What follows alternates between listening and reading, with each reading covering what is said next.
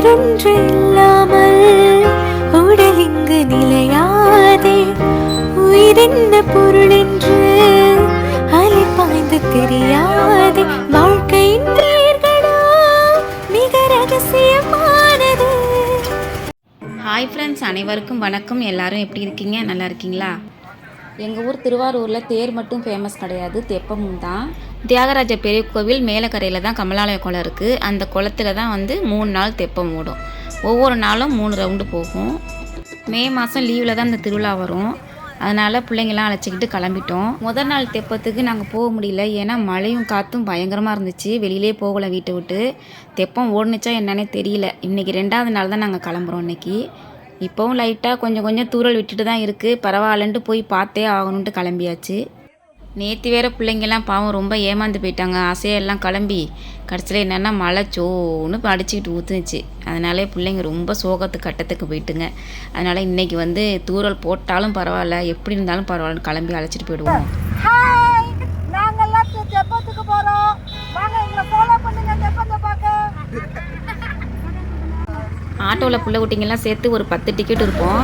எப்படியோ அட்ஜஸ்ட் பண்ணி உட்காந்துட்டு போயிட்டோம். போகும்போது தான் எங்களுக்கு ஞாபகமே வந்துச்சு. ஏன்னா எல்லாத்துக்கும் ஜிபே பண்ணுறதுனால கேஷ் எடுத்து வைக்காமல் விட்டுட்டேன். எல்லா இடத்துக்கும் ஜிபே பண்ண முடியாது இல்லையா? அப்புறம் ஏடிஎம்மில் போய் பணம் எடுத்துகிட்டு திருப்பி ஆட்டோவில் ஏறி மறுபடியும் கிளம்பிட்டோம். அப்புறம் கும்பகோணத்துலேருந்து எங்கள் செல்வி அக்கா, குழந்தைங்க, என் தங்கச்சி எல்லாருமே வந்திருந்தாங்க. அங்கே சேர்ந்துட்டாங்க. கரெக்டாக நாங்கள் போகிற நேரத்துக்கு எல்லோரும் ஒன்றா ஜாயின் பண்ணியாச்சு. ரொம்ப வருஷம் ஆச்சு இந்த மாதிரி ஒன்றா சேர்ந்து எல்லோரும் போய். ஏன்னா ஒரு ஃபேமிலி வந்தால் ஒரு ஃபேமிலி வர முடியாது. ஒருத்தவங்களுக்கு பரீட்சை இருக்கும், ஒருத்தவங்களுக்கு ஏதாவது வேலை இருக்கும். இந்த மாதிரியே இருந்துச்சு. இந்த வருஷம்தான் ஒரு 3 ஃபேமிலி ஒன்றா சேர்ந்து போகிறோம். நாங்கள் பண்ண தப்பு என்னென்னா, அங்கே போய் செப்பல்லாம் போட முடியாது, காணா போயிடுன்னு சொல்லிட்டு இங்கேயே கிளம்புன இடத்துலேயே ஒரு மரத்துக்கு அடியில் போட்டுட்டு போயிட்டோம். ஆனால் நடக்கவே முடியல, கல்லெல்லாம் குத்திக்கிட்டே இருந்துச்சு. பாவம் அம்முக்கு நான் சுத்தமாக அவளுக்கு பழக்கமே இல்லை செருப்பு போடாமல் நடந்து. பரவாயில்லன்ட்டு என்னால் முடிஞ்ச வரைக்கும் தூக்கிட்டு தான் போனேன். அவளுக்கு ஒரே வெக்கமாக போயிட்டு நான் தூக்கிட்டு போவோம்.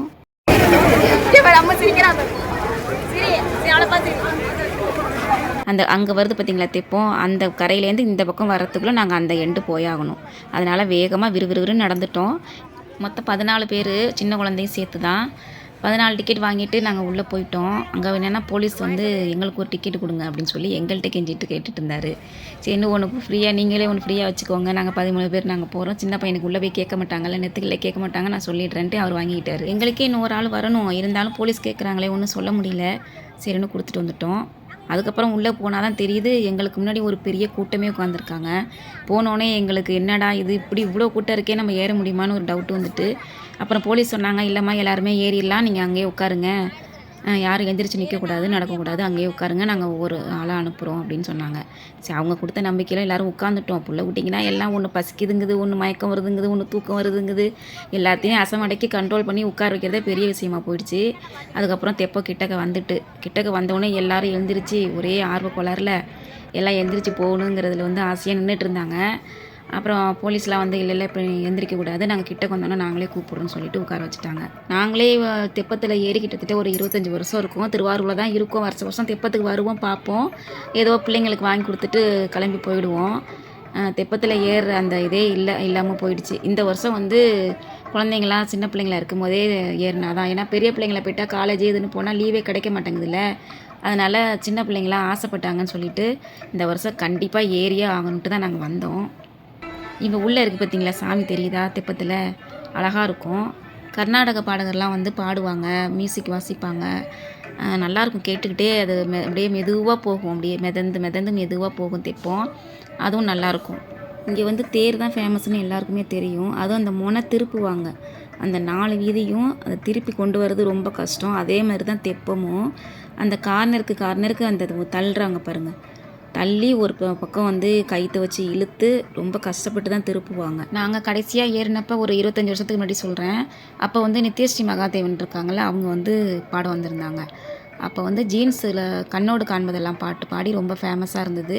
அந்த நேரத்தில் அந்த தெப்பம் வந்ததுனால அந்த பாட்டும் தெப்பத்தில் பாடினாங்க. அது இப்போ தெப்பம் நான் பார்க்கும்போது எனக்கு அந்த ஞாபகம் வந்துருச்சு. நாங்கள் கிட்டக்கே உட்காந்து பார்த்துட்டு இருந்தோம். நாங்கள் இப்போ இருக்கிற இடம் கமலாலய மேலக்கரை யக்னேஸ்வர் கோவிலில் தான் இருக்கோம். தெப்பம் கிட்டக்க வந்தோடனே எல்லாருமே எழுந்திரிக்க ஆரம்பிச்சிட்டாங்க. அப்புறம் ஒவ்வொரு லைனாக போக சொல்லிட்டாங்க போலீஸ்.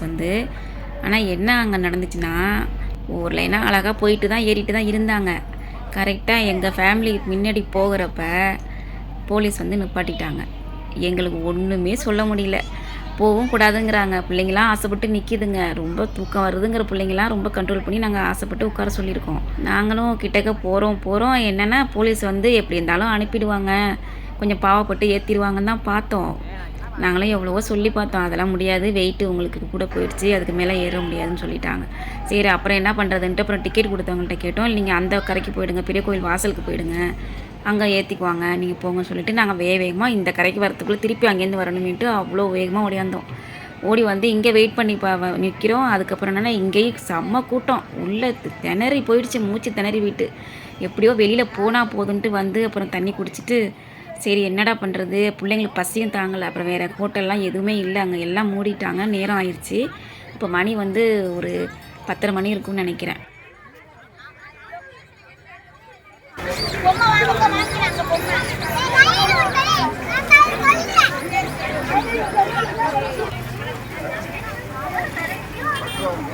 பெரியம்மா சாப்பிடுங்க ஏதாவது.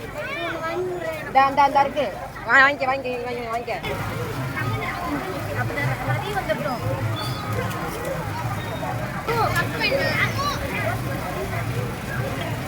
டைம் ஆகிடுச்சு. அப்புறம் அங்கே விற்கிற அப்புறம் பானிபூரி, மசாலா பூரி என்னென்ன விற்றுச்சோ அதை எல்லாத்தையும் வாங்கி சாப்பிட்டுட்டு வயிற்றை நொப்பிக்கிட்டு அதுக்கப்புறம் வீட்டுக்கு போயிடலாமான்ட்டு நொந்து போயாச்சு. சரி இல்லை அப்புறம் வேணாம் பரவாயில்ல, பிள்ளைங்களாம் ரொம்ப ஏமாந்து போயிடும், அதனால் நம்ம ரைடுக்கு போகலாம். நாங்கள் சுத்தமாக அந்த ரைடே மறந்துட்டோம். அதுக்கப்புறம் ரைடுக்கு போகலாம் அப்படின்னு சொல்லி உள்ளே கூட்டிகிட்டு போயிட்டேன்.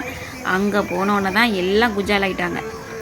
போனோன்னே ஒரே சந்தோஷம், 1000 வால்ட் பல்பு முகத்தில் எரிஞ்ச மாதிரி அப்படி ஒரு குஜால். உள்ளே போனோன்னே எல்லா ரைடையும் இப்போ பார்த்துட்டு இந்த ரைடுக்கு இதுக்கு போகலாம் அதுக்கு போகலான்ட்டு ஒரே சந்தோஷம்.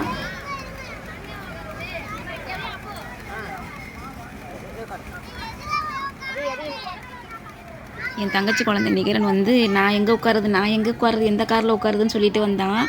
பாவம் அவங்க கார் வந்து ஓடவே இல்லை, சுத்தவே இல்லை சுத்தமாக. எங்களோடது மட்டும்தான் செம்ம ஸ்பீடு, பயங்கர ஸ்பீடாக சுற்றுனுச்சு. அவங்க கார் சுத்தமாக நின்றுட்டு அப்படியே சுத்தவே இல்லை. அவங்க வந்து வேடிக்கை பார்த்துட்டு தான் இருந்தாங்க. அதுக்கப்புறம் தான் எங்களுக்கே தெரிஞ்சிச்சு பாவம். அப்புறம் திரும்பி மறுபடியும் அவங்க இன்னொரு ரவுண்டு போயிட்டு வந்தாங்க.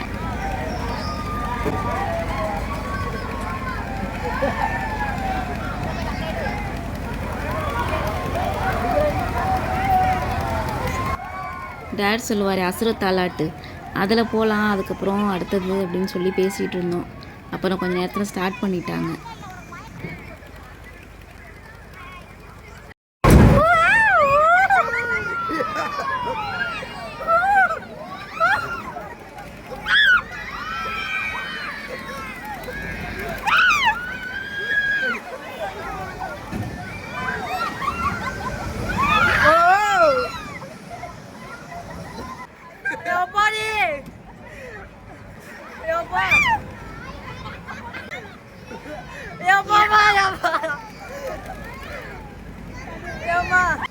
அப்பா சுற்றி சுற்றி கழுத்தே தனியாக போய் கீழே விழுந்துரும் போல் இருக்கு. அப்படி வெட்டி வெட்டி இழுக்குது தலையை.